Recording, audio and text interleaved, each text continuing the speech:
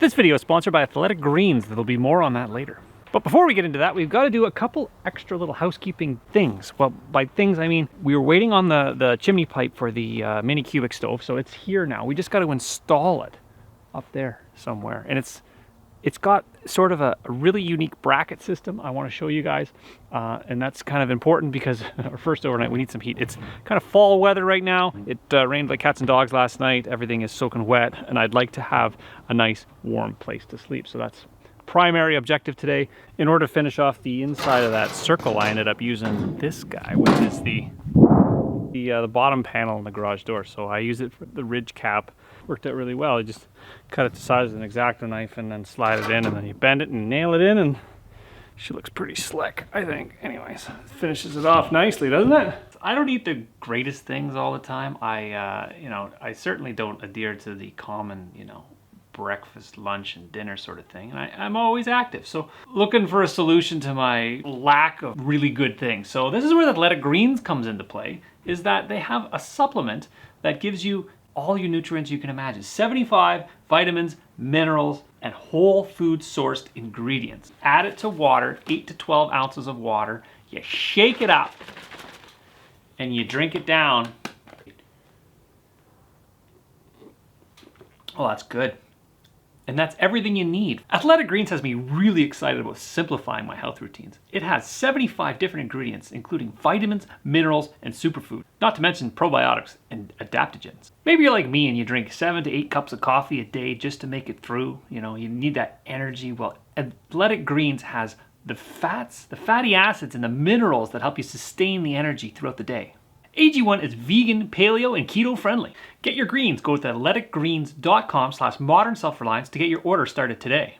Athletic Greens is going to give my community a free 1-year supply of immune-supporting vitamin D and 5 free travel packs with your first purchase. This is a game changer for your immune system. AG1 provides everything it needs for optimal performance throughout the day. If you're anything like me and you maybe forget your supplement, these are one-time single-use package. They're pre-measured, all in there. Cheers, boys!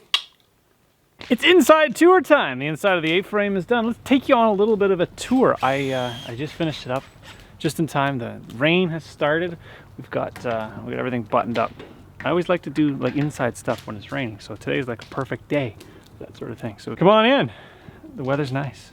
It's actually quite appealing in here. I like it. I like it a lot. Anyways, this is the inside of the A-frame. So as you guys may or may not have known, if you guys have been following along the series, this thing is made out of old garage doors. And the garage doors came from an old fire hall that was upgrading their doors. And they had these guys left over. I said, hey, I want them. I want to make something really cool with them. That's what this whole thing is primarily made of, that and some kind of homemade everything else. Some cherry hardwood floors that was reclaimed from a job. So that was salvaged. It could have been going to the landfill, but it's not. We've got this whole cabin is being powered by the EcoFlow Delta.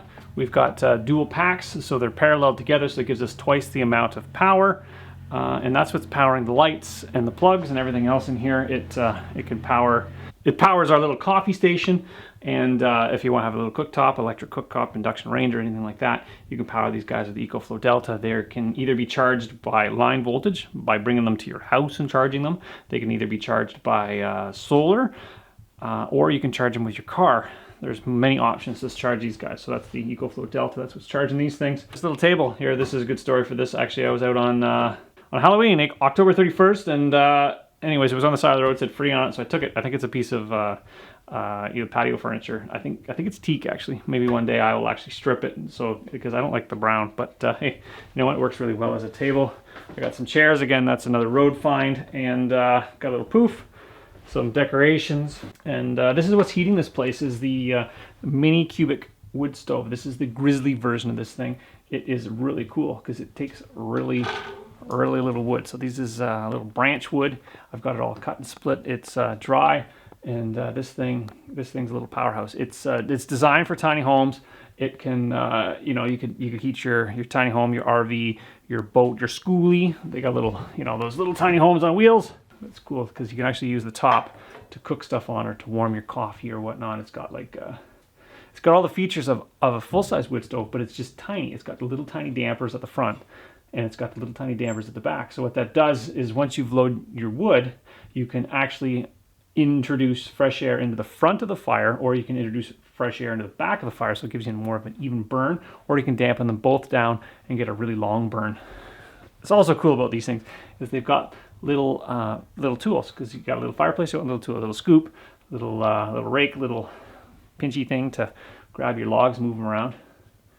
And brings us up to, we got some reclaimed windows. These are crankouts. They were from a job that no longer needed them. They upgraded their windows. Towel hooks, coat hooks, whatever have you. We have the lamp. This is the famous lamp from the tarp shelter. There's a video on that thing, and I thought we're going to repurpose the tarp cabin, so I figured I'd take the light to its final, the lamp with the lampshade to its final kind of destination. We've got an end table, or a bedside table made out of a chunk of ash, and what I think is a frame for a drum. I don't exactly know what it is, but it was cool. It was round. I took it, and that's what it is. So yeah, anyways, light goes on and off. It's got a little switch right here. So if you're getting into bed and you want to, turn your lights off right at the last moment, you can. And yeah, so we got our futon. It doubles as a couch. We can crank this thing up and be nice. We can relax on our couch if we're not ready for sleeping. And then you can just, crank it down. Crank it down. You got the bed. The old school looks like tungsten bulb. Those, the story on those are actual LED bulbs. They've got 2 watts of power per bulb, so there's about 40 watts up there. So it uses very little power. And the idea behind putting them up there is because it's not always clear. So when you can't stare at the stars, when you have your lights off, so we turn the lights off. Turn the lights off. We can just have the lanterns on, so you can kind of see the nice ambiance. The camera doesn't really show it all that well, but it's got that really nice warm glow, which I really like. So you turn that, and then if you want business, you got the business lights. So maybe like these guys are the wall sconces. Those are also LED, very low wattage, so you can have them on for a long time. Or you can have, no lights on. You just, there we go, no lights on. Just turn them right off. Maybe you just want to be quiet. See, and it still gives you a whole lot of light in here. It is close to sunset, so it is getting a little dark in here, but you can still see lots of light. And especially on sunny days, this will be a nice, bright, relaxing place to hang out, do your thing. Maybe have some friends over. We've got safety consideration. We've got our carbon monoxide smoke detector combo alarm. We got some more hooks, and a lot of people mentioned we should put some stained glass in here. I happen to have a piece of stained glass that I haven't quite decided where it was going to go yet. I think maybe in one of these back windows, but I'm not 100% sure of where that is going to go. But I do have some. Again, it's stuff I've kind of saved over the years, and I thought, well, this is really cool stuff. I can't let it go to the landfill, so I want to save it. So yeah, I'm going to use it. Oh, and then one last thing, my round window. I really like the way that turned out with the aluminum kind of jamb. That was the old panel from the garage door that I had bent up. It gives this kind of build out. And on the wall cladding was some ash tree that we milled out into 1/2 inch thick, and we did a board and batten style. So you got the boards and the battens, and I really like the way that turned out. I really like the way the whole thing turned out. It's really nice in here. I don't know if I can adequately show it with the camera, but it's really cool. Fireplace has been mounted. We've got our chimney pipe up to about there, which we've got to give a little protrusion through the roof in order to have our exhaust exit. So we've done the pre-burn on this guy. We've burnt it. We've seasoned the stove, so it's all ready to go. We just got that chimney pipe. Shouldn't be that difficult. First, I think I want some power. I'm going to do the old EcoFlow Delta 2-pack. I've got the first pack. It's going to feed the second pack, and this allows you to parallel them up together and have double the amount of power. So what you do is you take your connection. This is the charge cord for the line voltage power, and what you do is you plug it in. So if I always forget which one you got to feed. So this is the pack that's it's not 100% full. So the idea is you want both packs to be near 100% charged, and what it's going to do is they're going to feed off each other. So I'm going to pull in power from this one. It's going to feed this one. And then I plug my stuff into this one.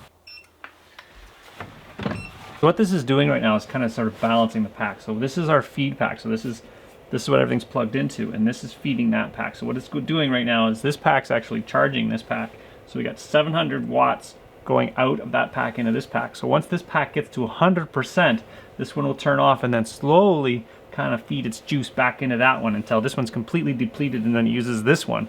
So that's how you hook them up in parallel and not have to switch packs kind of midway through. So this is kind of ideal situation if you want, you know, doing a long weekend sort of thing and you need double the amount of power, or yeah, you just, you know, want to make sure you have enough.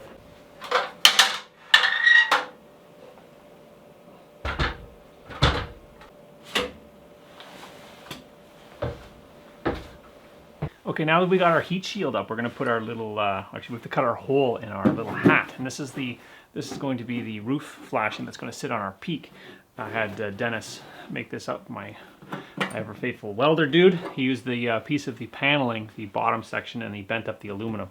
This stuff's proving to be very, very versatile stuff. You can pretty much make anything with it if you've got the talent to do it. So that's the roof hat. I just got to drill a pilot hole in the top. And nothing like a nice sharp bit from Princess Auto. And yeah, so just pile a hole. And then should be able to tinsel it. Hole. So that's where my roof pipe's gonna go through. And what's kind of cool about it is it's variable distance. So what you can do is you can actually, the next hole you drill, you cut in the ridge peak. You can not be as precise because you can slide it back and forth until you got it lined up perfectly before you secure this to the peak.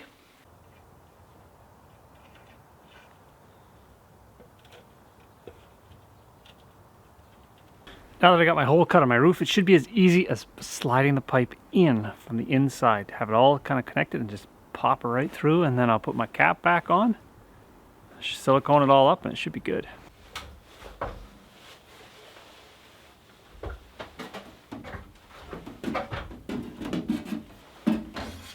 Got my roof boot on just in time. It started to rain a little bit. I don't think it's gonna hold up, but I can't silicone when everything's soaking wet. So I'm just gonna light a fire and see if the warmth will dry up this aluminum in order to allow me to actually silicone this today.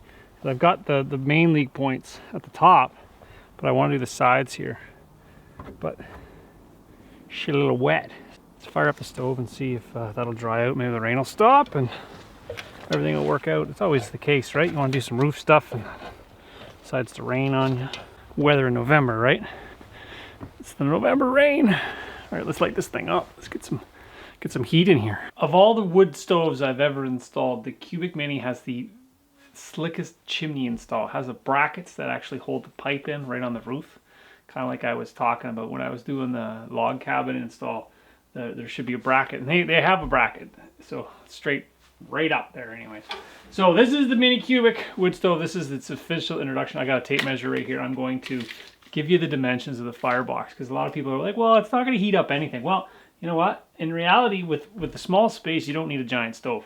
So this guy here, the actual dimensions in it, you can fit 7-inch wood front to back, and then the door opening itself is just under 7 inches. So, and then tall, you got 5 by 7 at the front, 7 inches deep. Now, what I like to do with these particular stoves is I like to take my branch wood and cut it up into small chunks. So that's what I got here. I had there, it just flew out of my hand. So that's what I do, is like hardwood branches. A lot of the trees tend to just drop them. So as opposed to, like, you know, turning them into brush fire or whatever, you can actually cut them up to make really convenient tiny firewood for your Mini Cubic. So that's what I do. In theory, you could probably go to a park after a big windstorm and you could find all sorts of firewood. I don't know if you can take it from a park. I'm not talking like, you know, a national park. I'm talking like a city park. You know, with the playgrounds, the lawn mowing guys would appreciate you picking up their, you know, branch wood so they don't hit it with their lawnmowers. But yeah, that's the gist of it. Actually, this is kind of a little bit small. You can't, you don't have to go front to back. If you keep it further away from the glass, your glass tends to stay cleaner. The glass on here is particularly black because we were burning it outside, wasn't getting great combustion. So anyways, let's see if we can load this thing up. The good thing about it is you don't really, like, everything is kindling when you load this thing. I probably could cut some smaller stuff.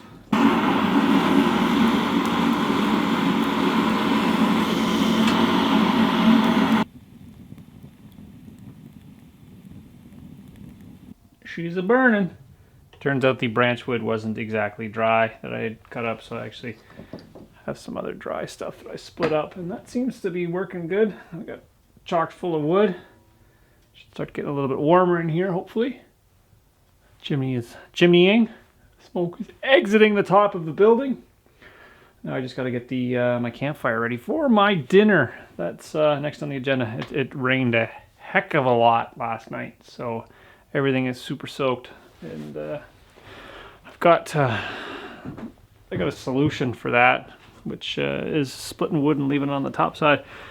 I get a lot of comments on why don't you keep wood, you know, sort of the branch wood and stuff like that, and use it. And I'm like, well, the problem is anything you kind of store in the forest doesn't really dry. There's not enough wind or sun or anything like that that seasons your wood. And the only way to make actually wood useful is if it's seasoned. It's got to be dry. So this is what I do, is I collect my firewood and I put them in my wooden crates that I build out of kind of skiffs off of the sawmill. So I make them into little boxes.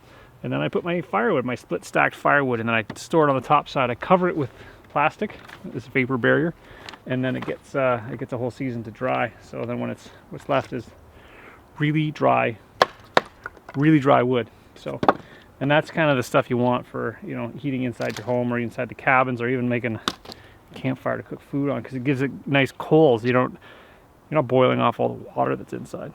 A good rule of thumb is to always season your wood at least a year, so 12 months. But sometimes you can get away with, if you split it in the spring, very early spring, by the end of the summer, it's usually pretty decent to be dry. You probably want to aim for a 20% moisture if you're heating indoors. And there's, you know, some people are like, well, you can't burn pine indoors. Any wood that's dry, seasoned, you can burn indoors. It's the wet wood you got to worry about, because what happens is the creosote builds up on your chimney, and then chimney fires and blah blah blah. Bad news. It's my firewood tidbit, so that's what I'm going to use. Got my firewood stockpile. So what I do is I bring it down in the wintertime, because it's primarily when I'm you know, cooking stuff and campfires and whatnot. Cooking some pork chops. Pork chops are on the menu for this evening, boys and girls. Just look at the cubic mini. It's pretty slick. I don't think you guys can see it, but you can see it through the window. She's on. She's burning. Got the chimney's going. You see that? Smoking. Smoke out the thing. The other problem, I guess, with having a cabin so far kind of in the trees, is that the air tends to want to come over the trees and then drop down. So you don't get like an exceptional draft. Like you would need your chimney to go beyond the trees, and that's just not going to happen. So it's doing its job. It's working.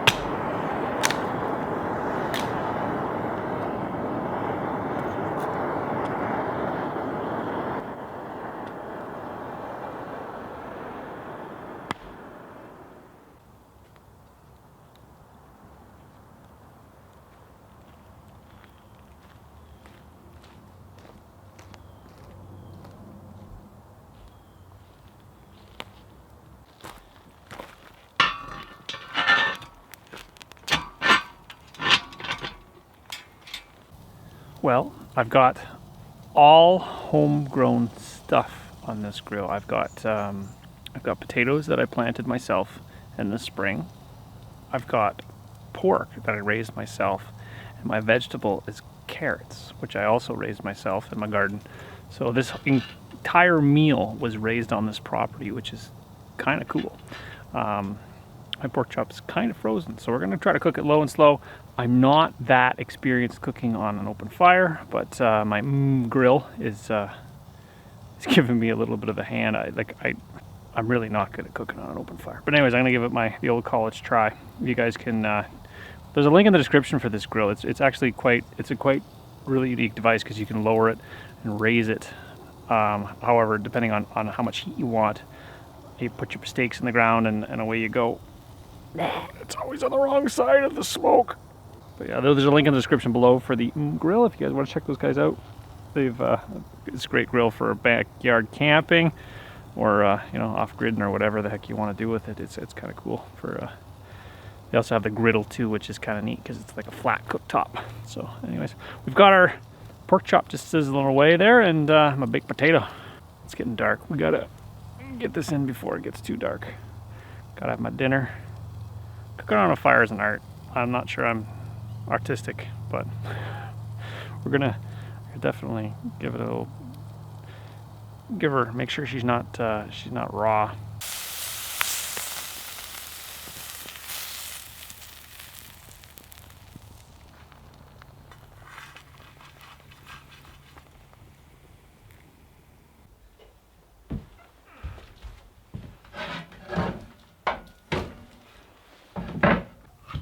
Hot potato.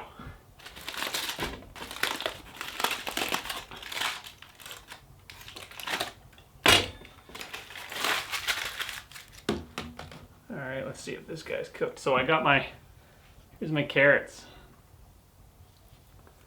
They're kind of fat and short. I don't know. I think I got to put more loam in there. Give it a little or softer ground to grow in. Maybe they'll get longer, but I don't mind them. I don't mind them short and stumpy. Kept the ends on just to prove that they came right out of the garden. I had to rinse them off. Nothing better than a carrot right out of the garden. Let's see if this is still lava.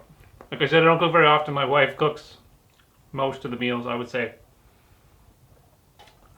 98% of the meals. So when I'm left to my own devices, I tend to go eat at a restaurant. Looks cooked, right? That's what I asked my wife. Is it cooked? Is it cooked? See, this is the smoked cured pork chop. Oh, that's good. If you had to do that start to finish, that's a whole lot of effort for a pork chop. Good thing there's plenty more where this come from. So everything you see here, everything I'm eating right now, is I raised myself on this property, start to finish. Potatoes, carrots, pork. Could add a side egg sandwich, maybe tomorrow morning. I guess I could make bread. Maybe like a trifecta, and I have to make cheese.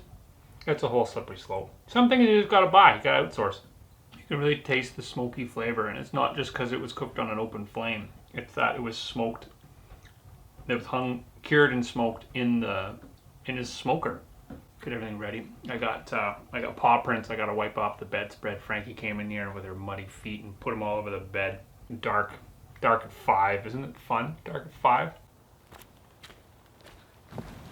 Well, I was just finishing up dinner and the skies kind of opened up and we had a deluge of rain again.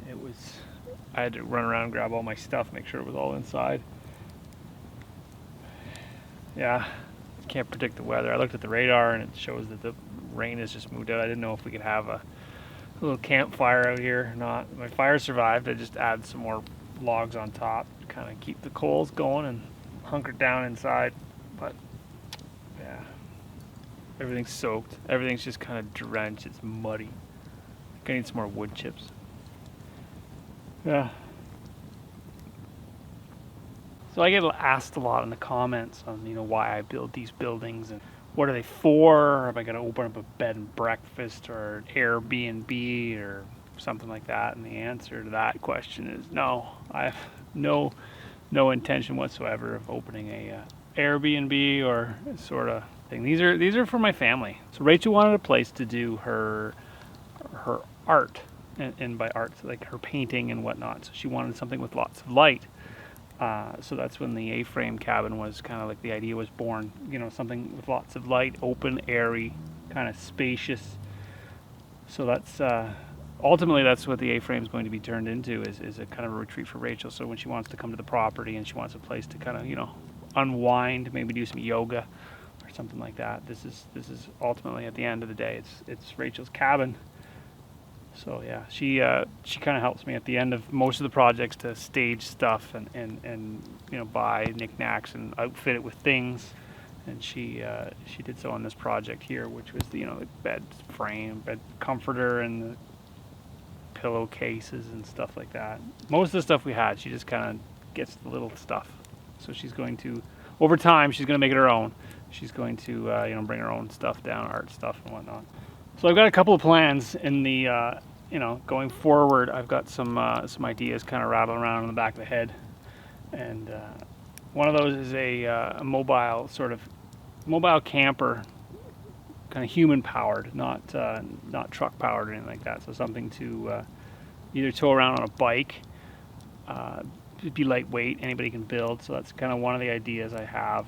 Another idea is treehouse. You know, Lena needs a place, right? So I was thinking maybe building a treehouse or something of that nature. Maybe kind of like a treetop trek or a zip line or something like that. I keep looking over there. You guys can't see it, but actually you can actually see the cubic mini stove in the A-frame. You guys can't quite see it there, but it's cooking away. It's actually surprisingly how good inside there, like how comfortable it is in there. And a lot of folks were mentioning that there was going to be a lot of condensation on the windows. It doesn't seem to be the case. It seems to be doing just fine. So what's happening right now is, with the heat being on, because this is the first time the heat actually has been on in there, is everything's drying out. So the wood's drying out. The main structure of the cabin is drying out, because everything that I build is actually green. It's not necessarily green, but it's not perfectly dry. So once it's in place and it's got a source of heat, what happens is the stuff dries out. So the humidity is being released from the wood, and that's what's forming on the windows right now. I don't think it's actually you know, condensation forming on the glass.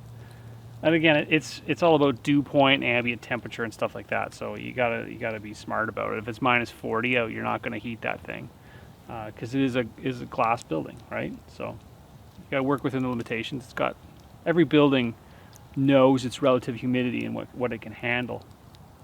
So that thing's no different. So just gotta know your limits and play within them. Oh yeah, I just remembered the other project I was thinking of was the pallet wood cabin. So the tarp shelter, as you guys know, on the back 40, it served its kind of purpose well. And my plan for that is to actually take it off its platform and then use it either for like an herb garden of sorts to grow some stuff, kind of like a greenhouse, and then use the platform that's there to build somewhat of a pallet wood cabin. Maybe leave in the comments. Maybe you guys got an idea of what you want me to build. I'm open to suggestions. I always like ideas. Like, fresh ideas are good. I like building. I don't know if you guys can tell that I like building. I like building unique things, interesting things. And if they're not unique, I'll just put my own little spin on them. So, oh, look at that. It's raining again. Well, I think on that note, I'm going to head inside. It's starting to rain. Maybe I'll get myself situated in there, get my bed set up. It's bright in here. Got my lanterns up there, which are kind of cool. I should turn this light off. Oh, other than that, oh, there we go. Turn that light off. Kind of more ambiance. Can you tell the wife bought the decorations? She was like, "Look, it's got a red truck on it, and it's got trees." Yeah. You know what I said? I said it's white and it's in the bush. It's gonna get dirty. So. Anyway, so. There you can see it. It's as pretty as it's gonna be, the red truck with the trees on it. What I like to do is go charcoal. So what you do is you put some wood in there, and then you let it flame up, and then once all of the wood is charred, you turn it down, you dampen it down, and that makes your heat last the longest. Otherwise, if you dampen it down right away, you have creosote buildup. I'm all set for the evening. I have the glow of the fire on the outside. If you guys are worried about that, it's wet. Nothing can possibly catch fire out there. I got my smoke detector, my carbon monoxide detector over there, so I'm safe that way. I wonder what the temperature is going to be in the morning. I'm not sleeping in my underwear tonight.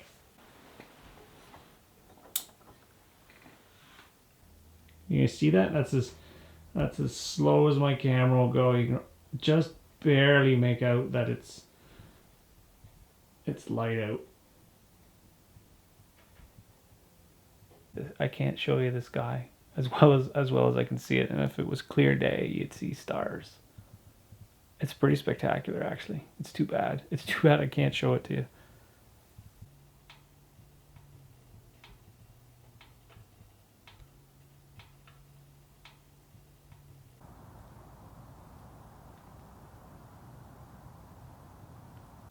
Well, if you stay under the covers and you put your hood up on your sweater, it's not terrible. Oh. Yeah, she doesn't stay warm, I'll tell you that much. She's a little chilly. That I got up in the middle of the night to load a little bit more wood, and kind of halfway through I said, just let her die, let her go out, and here we are. She's fresh. Can't see my breath. It's not that cold. I don't think it got down to -1 overnight. Not bad. It's very quiet, and what was cool is that the actual cloud cover left, and you could kind of see stars, like ever so briefly. I tried to film them, they just didn't work because it was dark. But I gotta get a fire going. Get the fire going. Get some first order business is coffee. I gotta make a coffee. Well, maybe the fire and then the coffee. Heat and then more heat. It's fresh. It's fresh in here. As long as you just keep everything covered, you're good.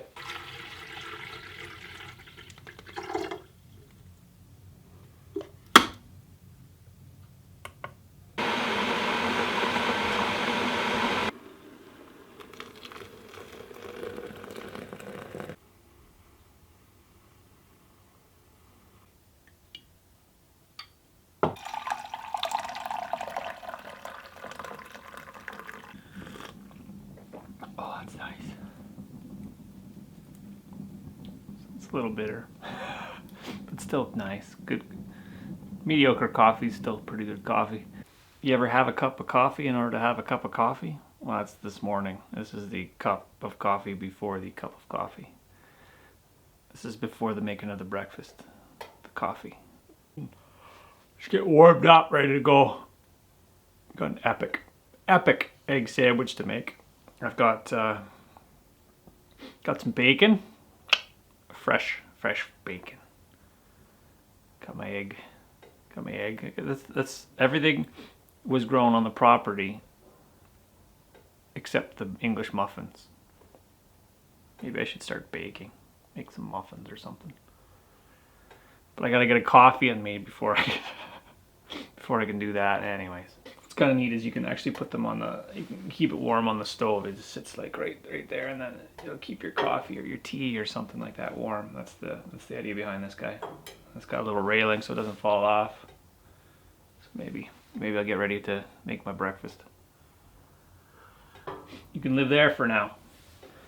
I'll be back for you.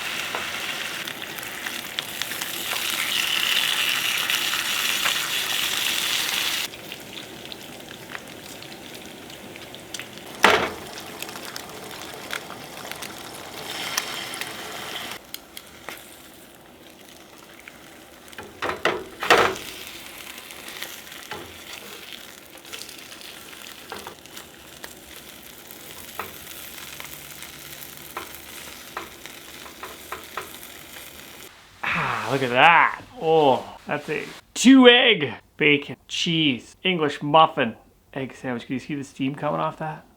Oh, egg sandwich. It's taken me about 1.5 years to perfect the egg sandwich, and I believe that this one This one is perfection. And then you have a side of bacon, because why not, right? Give it a minute to burn my face and I won't be able to taste it, and then what's the point, right? I had my coffee on the stove and it was nearly boiling, so it works well. It's too hot. Everything's hot. Everything's just hot.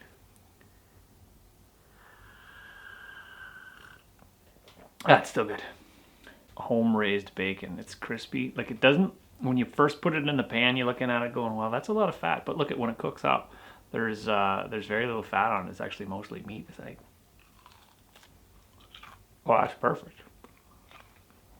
Just a right amount of crispiness. You don't want floppy bacon. Carl really knows how to smoke bacon. Oh, that's good. Certainly not a winter cabin, because it's made of glass and it's really hard to keep warm. Yeah, the lack of insulation. It's not that there's lack of insulation. It's just because it's made of glass. There's too much surface area. There's too much no R value at all. So I think shoulder season, once you get it warm, she stays warm. She just loses heat quickly. You kind of always have to be tending the fire, sort of thing. And that's the way the greenhouses are. Like, if it was sunny, it would be warm in here. And if it's not sunny, it's not warm. So, yeah, shoulder season cabin, you know, dead of summer. And to address the people that, you know, like, in the summer, it's going to be crazy hot. Well, it doesn't really get, it's kind of in the shade. So it doesn't get a lot of sun down here. Maybe in the future, when I actually clear out some of the trees and I can actually get some sunshine in here, it'll be, like, extra warm. But it's a long-term project, like a 5-year plan. I'm going to enjoy my breakfast. You guys, I hope you guys enjoyed this one, and join me on the next one.